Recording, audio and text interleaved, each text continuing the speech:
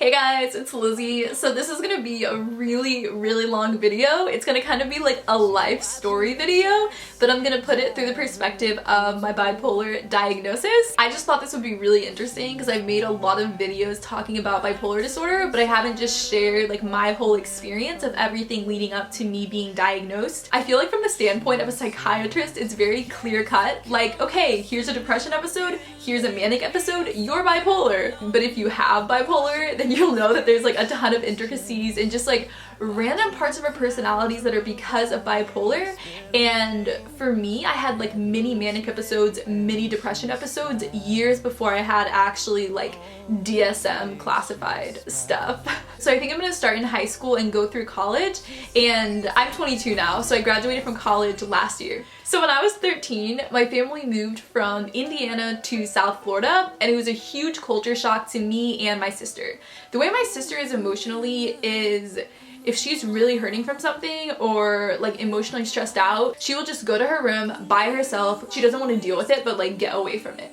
Whereas I am very emotionally confrontational. So if something is bothering me, if I'm crying, everyone's gonna know about it. If there's a problem in the family, I'm going to be confronting it, and I want there to be communication. So my family dynamic just got really chaotic once we moved. My parents would yell a lot, and there were a lot of times where I would be crying so intensely. So like when I was 13 and 14, and we lived by a golf course, and so sometimes in the middle of the night I would just run out of the house with no shoes on and just go across the golf course, find some like bridge thing to like hide behind and like just cry and stay there by myself.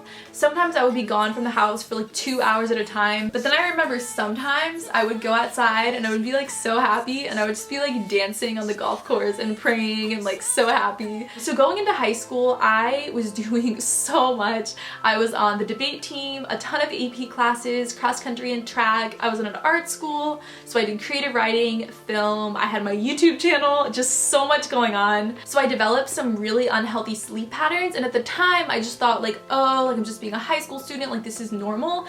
But consistently I would be able to live off of like 4 hours of sleep for 4 or 5 days out of the week, and then on the weekends I would crash and sleep for like 15-18 hours straight.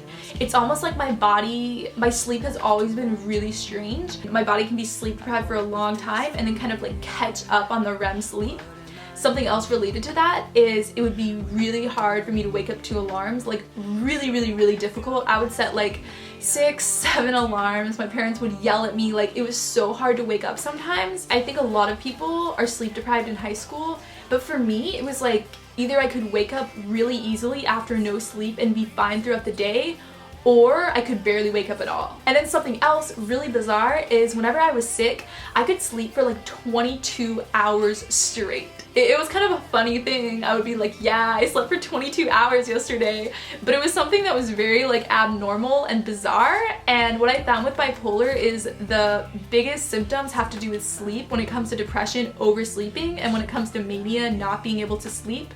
And so I think I was already developing like the really irregular sleep patterns back in high school. Something else that happened is I remember periods of time where I would cry every single day and there wouldn't be a clear reason. It was just like really intense crying, and I remember that my parents would yell at me a lot when I would be crying. My parents are just very ignorant when it comes to emotions, and so I think that when my like intensity was coming out, they made it a lot worse. They had this kind of attitude that I was like a really awful kid, like I was always doing something wrong. I remember sometimes too with debate, sometimes I would like completely procrastinate, not prepare for the tournament at all, but then at like 5 p.m. the night before, I would start working on my speeches, then go to bed at like 4 a.m. and then win the tournament. Yeah, I mean, if you have bipolar and you've experienced like hypomanic, manic episodes, that's what it is. I remember another time in high school when I was just really irrationally mad, disrespectful. We had an email that was sent to all the students, and it was from the person who was like the head of the debate for our county.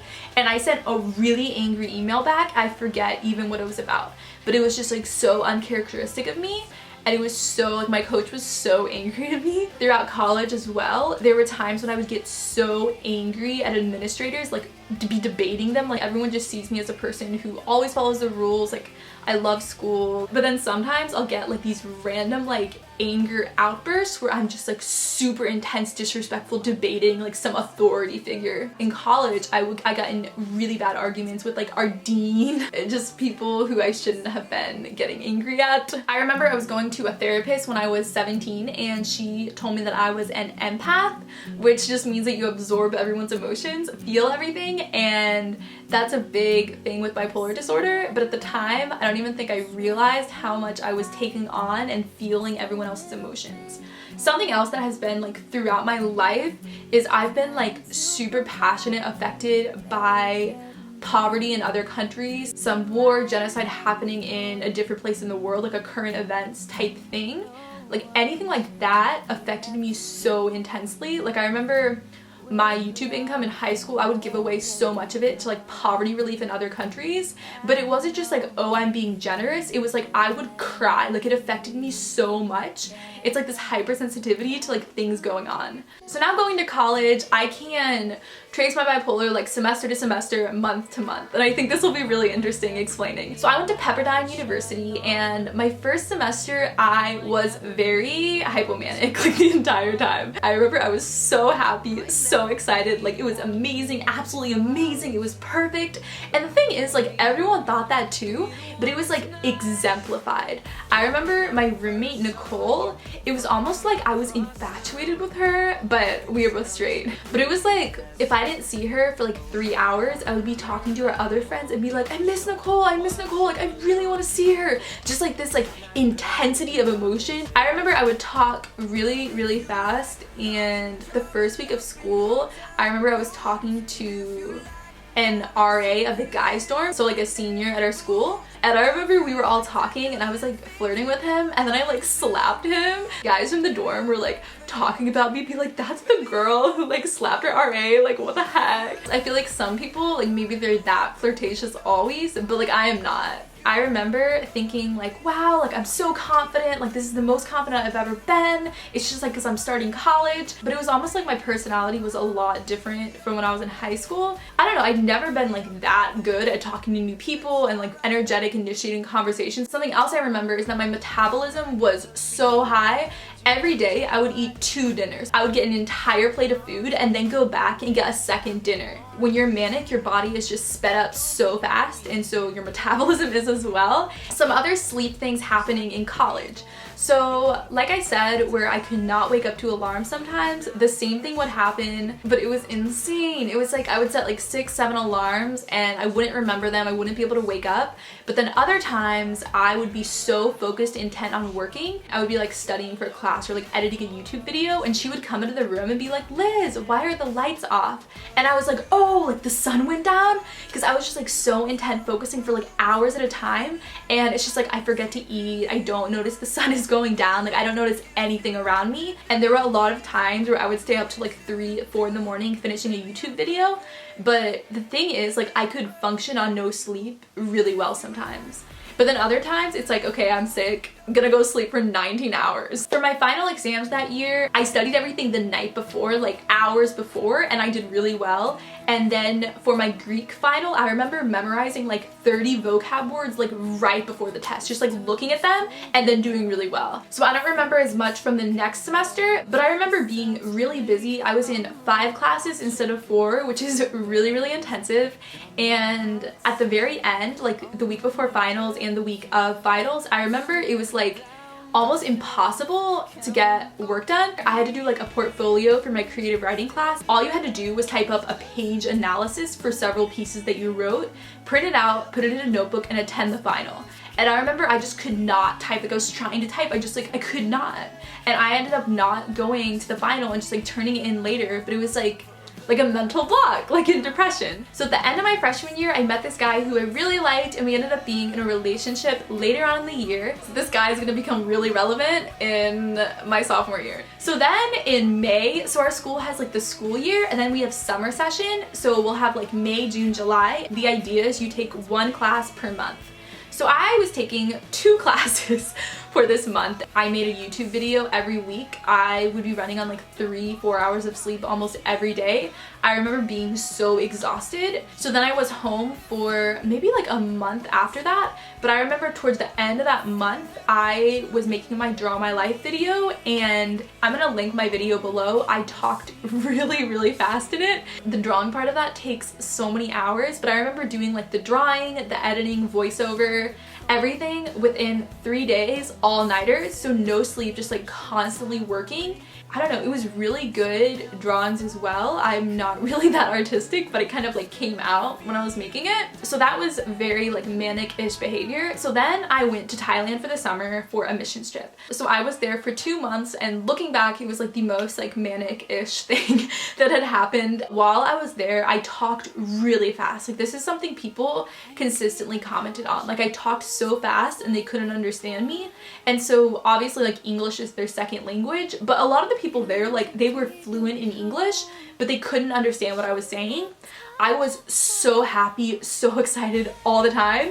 Thai culture, people are really happy, but I remember one of my friends once was saying like, yeah, like Thai people are so happy, but you're happier than us, because I was just like constantly laughing, constantly smiling. Something else I remember very distinctly is that every time we would be going out, I would almost get run over by traffic. Like there was a road right outside from where we lived, and it was like a one-way road, so there were always like cars coming on it, and one of my friends, like one of my Thai roommates, she was always like grabbing my arm so I wouldn't get killed. This is all like manic type stuff because you don't really, you do things that are more reckless and you're just like not paying attention. Like I feel like me almost getting run over by cars is kind of like how my driving was last year. Something else, I remember it was this hyper spirituality. I would read my Bible so intensely. Like I'm gonna link below a video from that time. It was like I read my Bible for an hour in the morning, then I had my sessions, then like an hour later, another hour. Like I had to have God time constantly.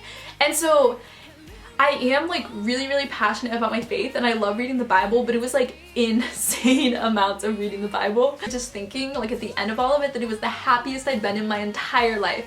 And I do really think like the culture had a lot to do with it. Like I loved it, but it was like exemplified so much because of manic. So when we got back to the airport, we were all crying so intensely, and bipolar is very affected by jet lag and flying, and so I think that is part of the problem for me because I lived in Florida, my school's in California, I'm always flying to Thailand, so I'm like constantly getting jet lagged, which really affects things. Thailand to Florida, stayed there for a day, then flew to California, and I was one of the new student orientation leaders, and so they picked like 100 upperclassmen or something, and so we screamed at the new freshmen and we helped them move their stuff to their dorms. We just got them really excited, showed them around campus. I was very like overexcited. Like I would yell at like every single car, and like we were supposed to yell at the cars, but it was just like constant screaming, extreme energy, like jumping around. I lost my voice the first day because I was so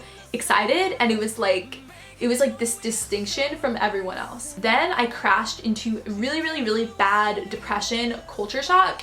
And so yes, it was caused by the culture shock, but the other people who were in Thailand with me were not at all going through what I was. It just felt like completely alone, just so dark, so low. At the time, I remember being like, okay, like this is why people do drugs. This is why people take drugs. There's like so no feeling at all. Like first couple weeks, like I cried so much, so intensely. So around this time, the guy I mentioned earlier, we are in a relationship now, and I'm not gonna explain the whole relationship. I feel like I've made so many videos about him. He probably like, he hates me. He knew I was a YouTuber from the beginning, but he probably did not imagine he would be like constant YouTube content. So we started dating, and it was very like this extreme euphoric infatuation. Everyone does feel infatuated, but me, it was like on steroids. Like I needed to see him every single day, and he started getting like kind of annoyed at me because he was like, you know, we have to like study, we have our friends. There were times, like looking back, he explained all of this to me, where I would just talk for like so long. Around this time as well, I remember just being like completely happy. Like I would be going to class, leaving class, and be like, oh my gosh, like this is absolutely amazing, my life is perfect, I love this. But then like this same time, I would be crying every night, like intense crying at like 3 in the morning. Like I would walk back from the library to my dorm and there was kind of like a track with like a soccer field in the middle, and sometimes I would just like go to the field and just like cry. It was kind of like in high school where I would cry every day, and looking back I can't really like identify what it is, especially my sophomore year, probably my freshman year as well. It was normal for me to cry every day.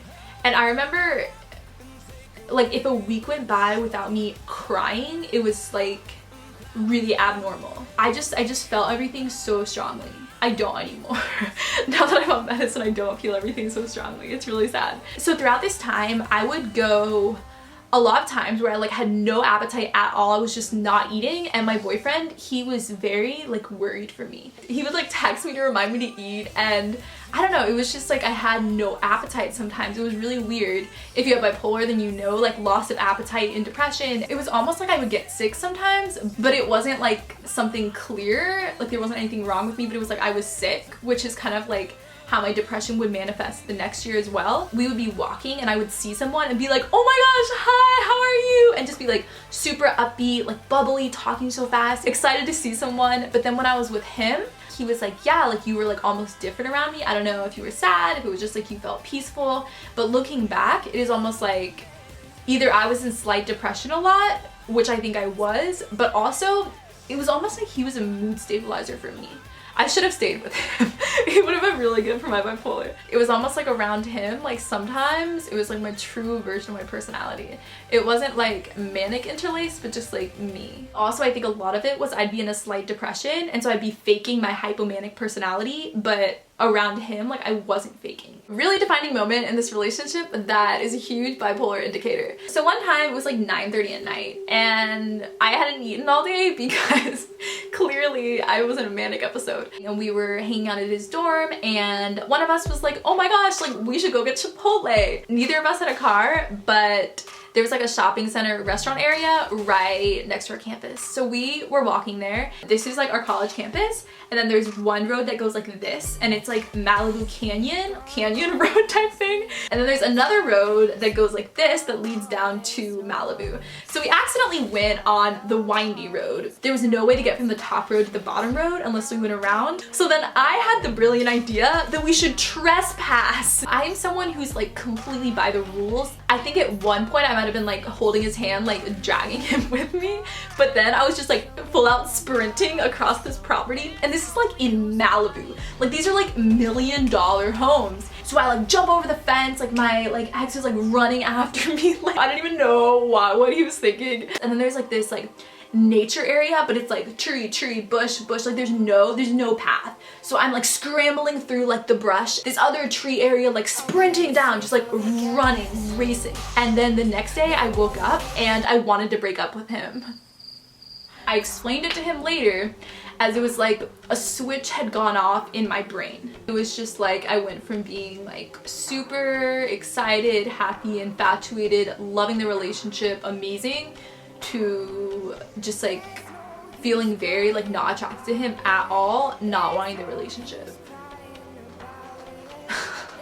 I remember I ignored him for like 3 days just because I had no idea like what to even say, how to interact with someone when suddenly you like lose all your feelings. But then after like 2.5 weeks, I was like totally fine, back to normal, and really liking him, loving the relationship. And I remember writing a letter to myself and basically like begging myself, ordering myself to not break up with him. Like I wrote like 2-page letter, like all the reasons. It's almost like I knew that this switching was going on and that I wanted my brain to like listen to my voice of reason. So over Christmas break, somehow I decided I was gonna break up with him. I remember crying every day for 2 weeks, playing All Too Well on guitar on repeat. And I remember when I saw him, I was like completely attracted to him, wanting to kiss him. Like I didn't at all want to break up with him, but it's kind of like it led up to that point to where it was kind of like I had to. It was a really weird breakup because I was just like crying the whole time.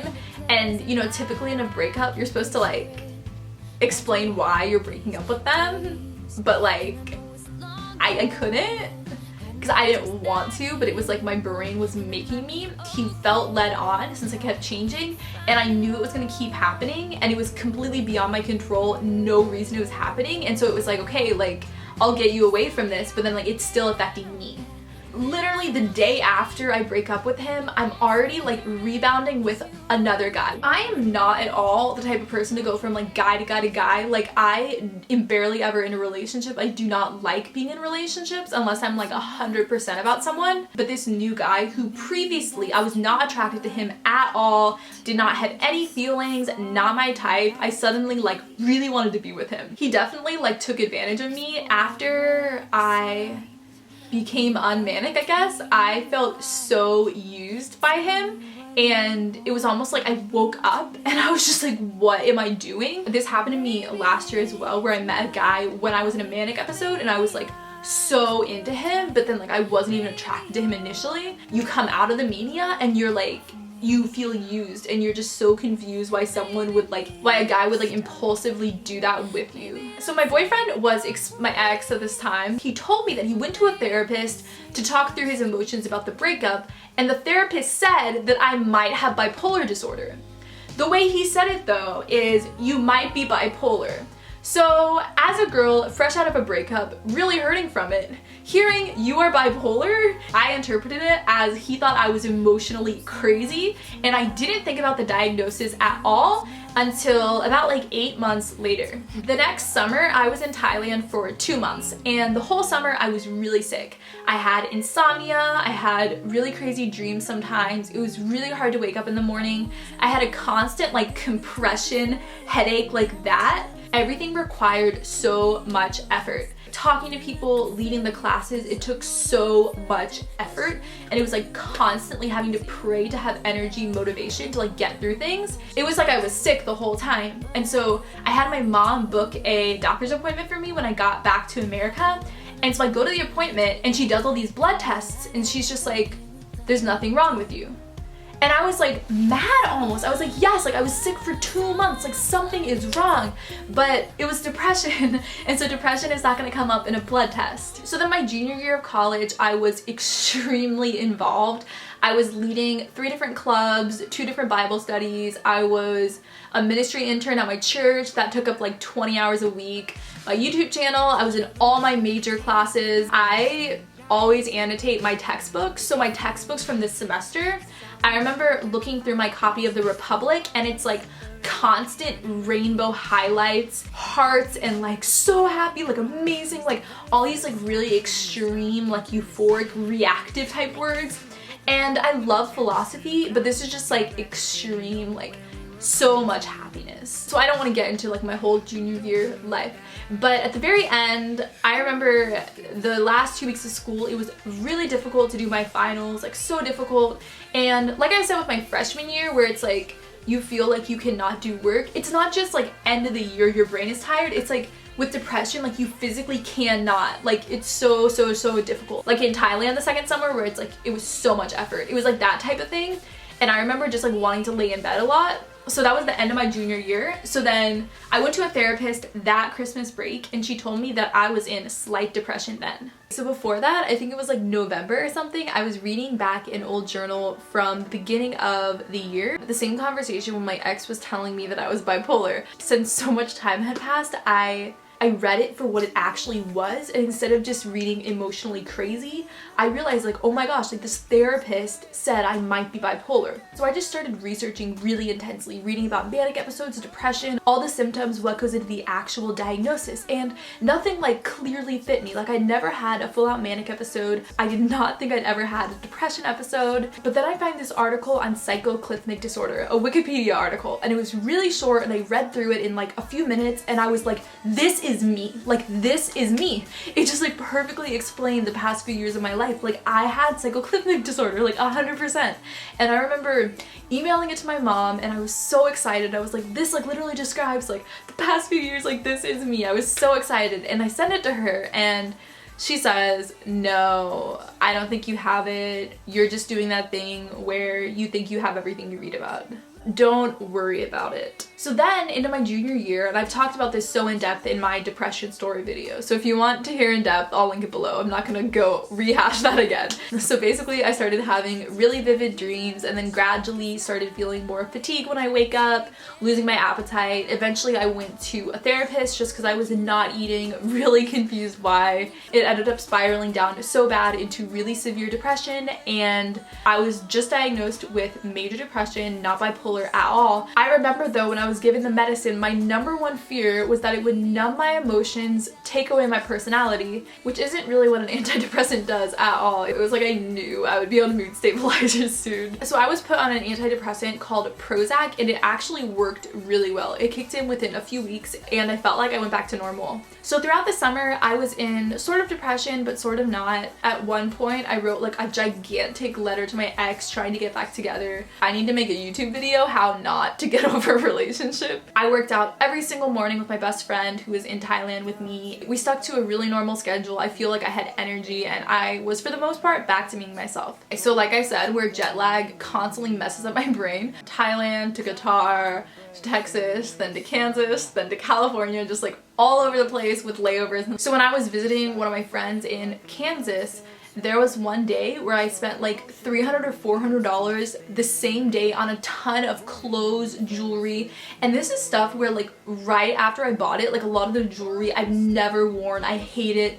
The clothes are very like sexy, like bright colors, like crop top, just stuff that was not a normal part of my wardrobe up to this point. I spend a lot of money on online shopping, but I've never spent like that much at once. So that happened, which I really pinpoint as like a hypomanic type thing happening because it's very bizarre for me. So then I went back into a slight depression. I remember going off my antidepressant and I actually got kind of back to normal when I went off of it. It's so interesting for me, when I go off my antidepressant, I go manic after I go off of it. I don't know why my brain does that. If your brain is like that, comment below. Because my therapist and psychiatrist like have no explanation for that. So I was not on any medicine for my first semester of my senior year of college. I was so intense about working out every day, eating enough, having a good sleep schedule, but I was in depression. So my body wanted to sleep for 15 hours a day. I had all these 8 a.m.s. It was a disaster. One thing that was happening though, and I ended up mapping it out, but every 3 weeks, I'd have a day where my brain would spike up and I'd be really happy, excited, waking up early in the morning, wanting to go work out, like writing so intensely. So I'd be in like really bad depression and it'd be so hard to do my schoolwork, focus, think. And then suddenly I'd be writing like an entire creative writing piece for my website, 3 video scripts at once within like 20 minutes. And then at the same time, I'd feel like euphoric, so happy. One thing I also started doing then was drinking alcohol to help me sleep, because this is very, very, very typical, but it's like I was in depression, but then sometimes like my brain would not be able to sleep, and so if I drink alcohol, I literally had vodka. I had vodka next to my dorm bed and I would just like take shots before I went to bed. I would just like drink it out of the bottle sometimes too, just like to get me to sleep. The worst thing is I would go like really intense hypomanic, crash into really severe depression, and it was so bad. Like I would have like suicidal thoughts and I would feel like completely like outside of reality, like outside of my own mind. Yeah, it was awful, but I don't want to explain my depression. I made tons of videos explaining my depression. This was around the time where I was like 100% I have bipolar disorder, because I connected everything that had happened, like the depression with my ex telling me I'm bipolar, with the cycloclimic. I just had been like connecting everything through the years. It was just like very clear that I was experiencing hypomanic stuff. The thing was though, the hypomanic stuff, maybe 2 days at the most, it was very slight and it was still not fitting the DSM criteria. So at the end of the year, I had a psychiatrist appointment. When I went home, I got put on lithium and some antidepressant like duloxetine or something. And then when I got to California, I went on another medicine, lamotrigine. I was constantly going on and off medicine, increasing the dosages. I was sick that entire semester. It was really changing my bipolar too, where I'd have like 1 week where I was sort of hypomanic-ish normal, and then 2 weeks where I was in depression, which is similar to how it was before, where like every 3 weeks I'd have a hypomanic spike. And so now it was like longer hypomania. And I just find too, when I'm on different medicines and changing the dosages, it's just like my bipolar manifests in different ways. Like I don't know why, it's just like. So then last year I was completely stabilized in May. I got back home and then I went off my medicine soon into getting back home. So I went back into depression, but then I would also have manic episodes. I feel like my manic episodes got really like intense last year. Like right now I'm kind of in a manic episode. My medicine has stopped working. I'm really grateful for my ex because he like diagnosed me so early on, and I was able to connect that like way before my bipolar like completely came out. I don't know if everyone is like this, but for me it was like so gradual in developing, and so I was able to catch it before I had like these really long like dangerous manic episodes. And like I've still had them. Like it's really difficult to like stay on your medicine and for the medicine to like keep working as your brain is changing. So I have had some bad experiences with mania, but I feel like in general, like I got out of my depression within like a few months. I was able to get on medicine relatively fast, and even when I was in a depression episode, I was really adamant about fighting against it and relying on my friends and being able to get through school and graduate even when I could barely like get my brain to work. One time, I think it was my junior year when I was in really like bad depression, I remember running out of my dorm without my shoes and just like crying in a field, and it was so similar, like the same exact feeling as when I was running out of my house when I was 14, just like into the golf course. And yeah, I was like 7 years older, but it's like the same girl, like the same me who is bipolar. And I think there's just like core parts of me that even if I'm like super over medicated are always going to be a part of me because I'm bipolar.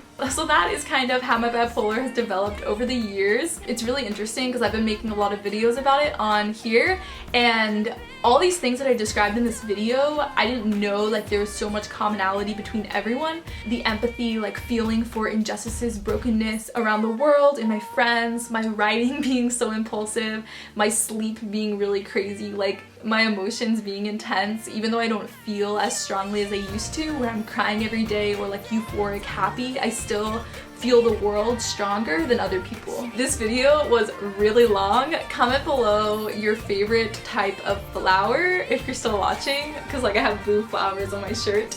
Blue is actually my favorite color. I have my nails painted blue as well. I'm gonna link below the playlist I have of all my bipolar videos, and I hope that they're really helpful for you. Make sure to subscribe if you are new here. There's also a bell icon right next to the subscribe button. Make sure to click on that so you get notifications whenever I upload a video. Anyways, I make new videos on Monday, Wednesday, and Friday. I love you guys so much, and I will see you in my next video. Bye!